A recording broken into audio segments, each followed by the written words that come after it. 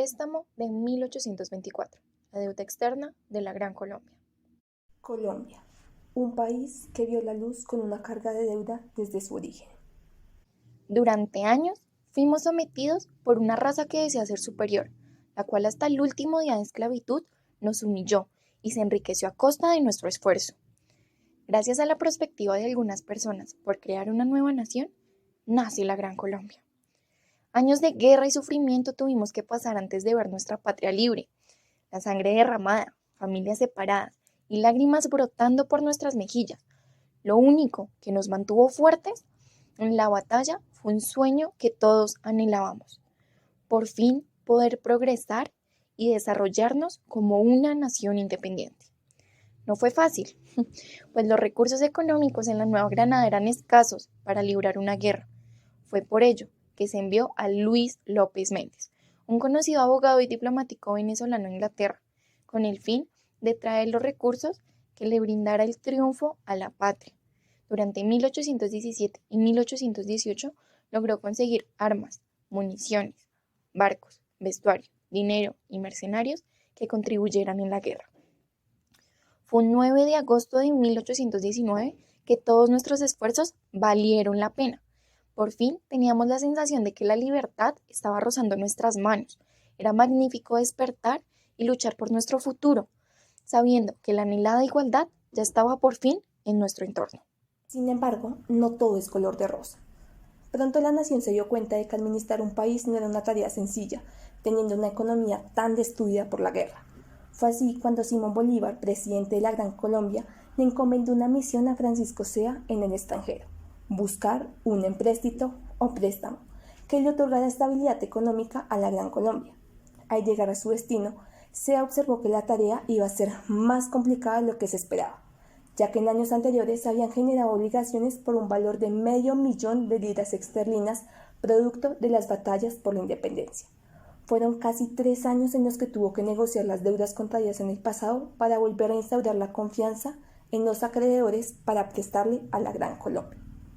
El primer empréstito llegó por fin en 1822, por una suma de 2 millones de libras esterlinas, el cual se contrató con la compañía de Harry, Graham y Powles, con las siguientes condiciones: un interés del 6% anual, un descuento del 20%, y como garantía del empréstito, las rentas de tabaco, aguardiente, plata y lo producido en las minas de oro. El negocio había sido todo un éxito. Los títulos de deuda y los bonos se vendían rápidamente y generaban grandes ganancias para la República, hasta el 1 de junio de 1822, donde el gobierno de la Gran Colombia negó las deudas contraídas a su nombre y expresó que no se iba a hacer cargo de dichos montos solicitados. El anuncio fue publicado en la Gaceta de Colombia y en los diarios extranjeros, lo cual generó incertidumbre y desconfianza en el mercado de títulos de valores en Londres, por lo que pronto los precios se vinieron abajo. Aquí surgió uno de los acontecimientos que más marcaron y derrumbaron el sueño gran colombiano, pues fue en el empréstito de 1824 que descubrimos que la deuda no era netamente por la lucha de la independencia de la Gran Colombia, pues la deuda también se creó para luchar por la independencia de otros continentes, ya que fue el sueño de uno de nuestros libertadores. A pesar de creer que todo terminaría por la deuda que teníamos, una luz pasa por nuestra nación. José María Francisco Irrada, el encargado de la elaboración del diseño fiscal, propuso como solución que el empréstito fuera utilizado para el fortalecimiento de la agricultura y otros factores que pudieran servir como potencia individual para el desarrollo y crecimiento económico del país. El nuevo presidente, Santander, decide enviar a los comerciantes Francisco Montoya y Manuela Rubilas a negociar un nuevo empréstito que nos diera a la nación el financiamiento de la guerra y el desarrollo económico. Este nuevo empréstito debía tener unos acuerdos fundamentales para ser aceptados, los cuales eran una tasa del 6% anual con un descuento del 20%. Pero esto no se consiguió. Ya sin esperanza y con deseos de rendirse, Montoya y Rubilas comprendieron que el principal propósito para lograr una meta es la aceptación. Teníamos que comprender que la Gran Colombia era ahora un país con obligaciones económicas anteriores. Estos comerciantes, para su estrategia, se hicieron pasar por comerciantes particulares para evaluar los comportamientos económicos de Europa y así brindarle confianza a los empresarios ingleses, con el fin de recibir el empréstito solicitado. Comenzaron a esparcir rumores sobre los triunfos militares, las ayudas a los países vecinos y la consistencia del gobierno del país, pues su estrategia dio resultados, ya que lograron conseguir un empréstito de 4.750.000 pesos con algunos beneficios que ya estaban planteados. Los recursos llegaron a la República en una época donde las deudas internas y externas reinaban, por lo que rápidamente el Estado comenzó a designar los recursos para cumplir con sus obligaciones. Fue así como en poco tiempo se habían gastado aproximadamente 1.400.000 en el pago de deudas internas y externas. Para cumplir el sueño de libertad, la República había ido acumulando desde 1815 un gasto militar, que correspondía al pago de los sueldos de las tropas, el cual ascendía en 1826 a 4.300.000. Una parte la cubrió la Comisión Nacional de Repartición de Bienes y el saldo lo pagó el empréstito en 1824. Este gasto consumió el 41% de dicho préstamo. Asimismo, el empréstito se consumió en las expediciones que realizaba Simón Bolívar a lo largo del continente americano, las cuales se hacían con el objetivo de ayudar a naciones vecinas a consolidar su independencia tal cual lo había logrado la Gran Colombia, por lo que a menudo se compraban municiones, uniformes, armas y demás instrumentos que le permitieran llevar a cabo estas batallas. Fue así como las deudas y los gastos militares acabaron con el préstamo otorgado en 1824 y sumergieron a la nación en una nueva crisis financiera, la cual llegó a inicios de 1826. Y cuando el panorama se veía oscuro para la República, lo inesperado pasó.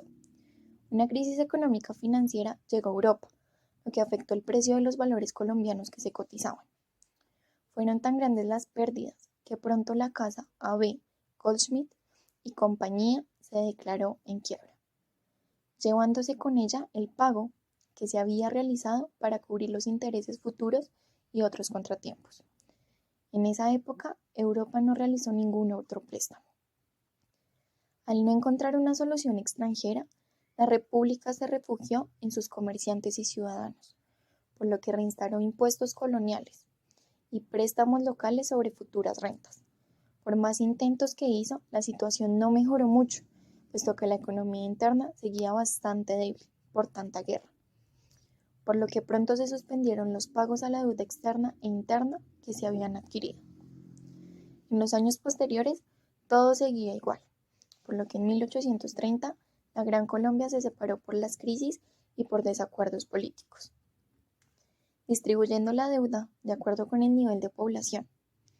A Colombia le correspondió el 50%, a Venezuela el 28.5% y a Ecuador el 21.5%. Sin embargo, a estas alturas la deuda ya no era la misma. Por el incumplimiento de los intereses desde 1826, la deuda externa ascendió a 35 millones de pesos. Este no fue el único obstáculo ni desilusión que vivimos durante el proceso de desarrollo de la Gran Colombia, pues al país le cerraron la puerta en varios mercados internacionales por el incumplimiento de sus obligaciones y por la inestabilidad de las exportaciones colombianas. Todos los problemas que afrontaba la Gran Colombia provocaron 4 guerras o revueltas internas, las cuales fueron la Guerra de los Supremos, un levantamiento en 1851, un golpe de Estado en 1854 y años de guerra entre 1859 y 1862. Los gastos generados solo incrementaron la deuda interna entre el Estado y los comerciantes locales, lo que muy pronto llevó a la quiebra de muchos de estos empresarios, por todas las adversidades que se estaban afrontando. Sin embargo, sabemos que el pensamiento principal como colombianos es no rendirnos nunca. Así que a pesar de que el monto de los intereses era más grande que los ingresos de las exportaciones de Colombia, en 1873 el gobierno de Manuel Murillo Toro logró una condición mucho más asequible para Colombia, y este fue disminuir la tasa de interés al 4.5% anual para solventar la deuda. Esto nos brindó la esperanza de algún día lograr terminar con aquella deuda que tanto nos atormentaba. El declive y las dificultades económicas que padeció Colombia desde su inicio fueron producto de una mala distribución de los recursos. La República se enfocó bastante en la guerra y en ayudar a países vecinos, sin percatarse de que esa asistencia estaba hundiendo poco a poco al país. El préstamo nunca tuvo fines claros, ya que siempre se enfocó en cubrir deudas pasadas, por lo que la Gran Colombia solo cayó en un ciclo en donde una deuda pagaba otra deuda. Esto generó que no se destinaran los recursos suficientes al crecimiento de la economía del país. Y cuando más desamparados estábamos, quisimos recurrir a los sectores de nuestro país que desde un principio habíamos ignorado, creyendo que por arte de magia estos habían crecido. La respuesta fue más que obvia. La Gran Colombia tuvo que sufrir durante años conflictos, subsistiendo de los pocos ingresos que podía recolectar. Asimismo, nunca nos consolidamos como una sociedad fuerte y unida, ya que no había infraestructura ni los medios que conectaran a tantas personas de un punto a otro, por lo que la comunicación era nula debido a la distancia y los contratiempos de viajar de un lugar a otro. No tiene sentido reflexionar sobre lo que pudo haber sido. Especular sobre lo que podría haber ocurrido no cambia la historia ni las decisiones que ya fueron tomadas en el pasado. Lo que podemos reflexionar y pensar a futuro es la libertad que estamos teniendo. La libertad carece de valor si aún estamos sujetos a la economía externa, en vez de impulsar todos los sectores y todos los recursos con los que contamos dentro de nuestro amado país.